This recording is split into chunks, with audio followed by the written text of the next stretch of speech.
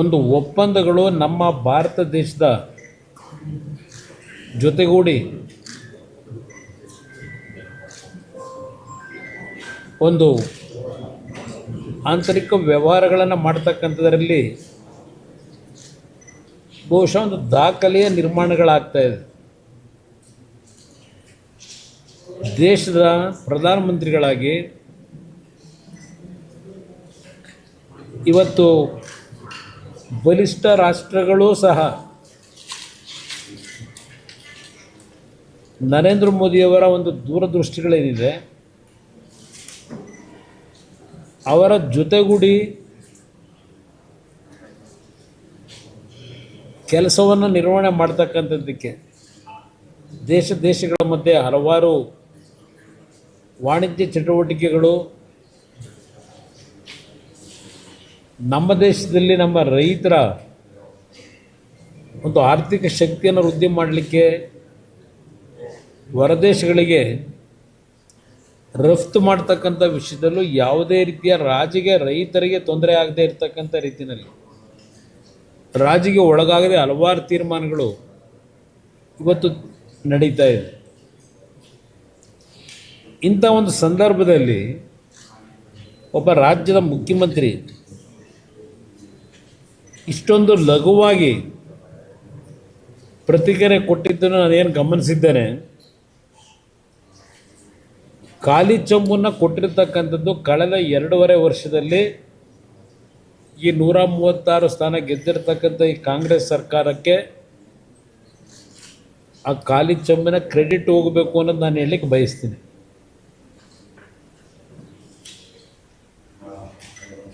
ಕೇಂದ್ರ ಸರ್ಕಾರ ಆಯವ್ಯಯವನ್ನು ಮಂಡನೆ ಮಾಡ್ತಕ್ಕಂಥದ್ದು ಬೇರೆ, ಹಲವಾರು ಇಲಾಖೆಗಳಲ್ಲಿ ಕೊಟ್ಟಂಥ ಹಣವನ್ನು ಯಾವೊಂದು ಕೇಂದ್ರ ಮತ್ತು ರಾಜ್ಯ ಸರ್ಕಾರಗಳ ಆ ಸ್ಕೀಮ್ಗಳಲ್ಲಿ ಇರ್ತಕ್ಕಂಥ ಶೇರ್ ಏನಿದೆ, ಒಂದು 60% 40% ಒಂದು ಶೇರನ್ನು ಇವತ್ತು ಎರಡು ಕೇಂದ್ರ ಸರ್ಕಾರ ರಾಜ್ಯ ಸರ್ಕಾರ ಏನು ಮಾಡಬೇಕಾಗ್ತದೆ. ಹಂಚಿಕೆಯಲ್ಲಿ ಹಲವಾರು ಸ್ಕೀಮ್ಗಳು ಇವತ್ತು 53ಕ್ಕೂ ಹೆಚ್ಚಿನ ಸ್ಕೀಮ್ಗಳಲ್ಲಿ ಹಲವಾರು ರಾಜ್ಯಗಳು ಇವತ್ತು ಅದರ ಸದುಪಯೋಗವನ್ನೇ ಪಡಿಸ್ಕೊಂಡಿಲ್ಲ ಅಂತಕ್ಕಂಥ ಒಂದು ಮಾಹಿತಿಗಳು ಸಹ ಇದೆ. ಇಲ್ಲಿ ಮಾಹಿತಿ ಅನ್ನೋದಕ್ಕಿಂತ ಹೆಚ್ಚಾಗಿ ಇರ್ತಕ್ಕಂಥ ವಾಸ್ತವಾಂಶಗಳದು. ಇಂಥ ಒಂದು ನಿಮ್ಮ ಒಂದು ವೈಫಲ್ಯತೆಗಳನ್ನು ಮುಚ್ಕೊಳ್ಳಿಕ್ಕೆ ಕೇಂದ್ರ ಸರ್ಕಾರದ ಬಗ್ಗೆ ನೀವೇನು ಬಜೆಟ್ ಬಗ್ಗೆ ಲಘುವಾಗಿ ಟೀಕೆ ಮಾಡಿದ್ದೀರಿ, 26-27ರ ಆಯವ್ಯಯ ಏನಿದೆ ಅತ್ಯಂತ ಮೂಲಭೂತ ಅಂಶವೆಂದರೆ ಸುಧಾರಣೆ ಮತ್ತು ಬೆಳವಣಿಗೆ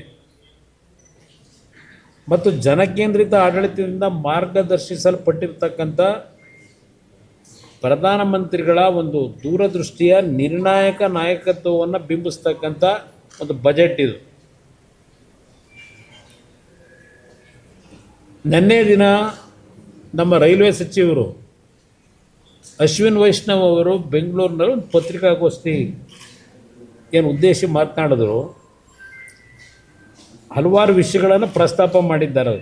ವಿಶೇಷವಾಗಿ ಅವರ ಇಲಾಖೆಯಲ್ಲಿ ಸಂಬಂಧಪಟ್ಟಂಥ ರೈಲ್ವೆ ಇಲಾಖೆಗೆ ಸಂಬಂಧಪಟ್ಟಂಥ ಯೋಜನೆಗಳನ್ನು ಏನು ಕೊಟ್ಟಿದ್ದೇವೆ ಮತ್ತು ಸೆಮಿಕಂಡಕ್ಟರ್ ವಿಷಯದಲ್ಲಿ ಕರ್ನಾಟಕಕ್ಕೆ ಇರ್ತಕ್ಕಂಥ ಒಂದು ಇನ್ಫ್ರಾಸ್ಟ್ರಕ್ಚರ್ ಏನಿದೆ ಮುಂದೆ ಅದಕ್ಕೆ ಯಾವ ರೀತಿಯಲ್ಲಿ ಸ್ವಲ್ಪ ವೃದ್ಧಿಗೊಳಿಸ್ತಕ್ಕಂಥ ನಿಟ್ಟಿನಲ್ಲಿ ನಮ್ಮ ಕಾರ್ಯಕ್ರಮಗಳೇನು ಅದೆಲ್ಲವನ್ನು ನೆನ್ನೆ ಹೇಳಿದ್ದಾರೆ. ಅದು ನಾನು ಮತ್ತೆ ರಿಪೀಟ್ ಮಾಡಲಿಕ್ಕೆ ಹೋಗೋದಿಲ್ಲ. 3 ಕರ್ತವ್ಯಗಳ ಹೆಸರಿನಲ್ಲಿ ನಮ್ಮ ಹಣಕಾಸು ಸಚಿವರು ಈ ಬಜೆಟನ್ನು ಮಂಡನೆ ಮಾಡಬೇಕಾದ್ರೆ ಹೇಳಿದ್ದಾರೆ. ಒಂದು ಕರ್ತವ್ಯ ಪ್ರಜ್ಞೆ. ಹೆಚ್ಚಿನ ವಿಡಿಯೋಗಳಿಗೆ ಪ್ರತಿಧ್ವನಿ ಯೂಟ್ಯೂಬ್ ಚಾನೆಲ್ ಸಬ್ಸ್ಕ್ರೈಬ್ ಮಾಡಿ, ಬೆಲ್ ಐಕಾನ್ ಕ್ಲಿಕ್ ಮಾಡಿ.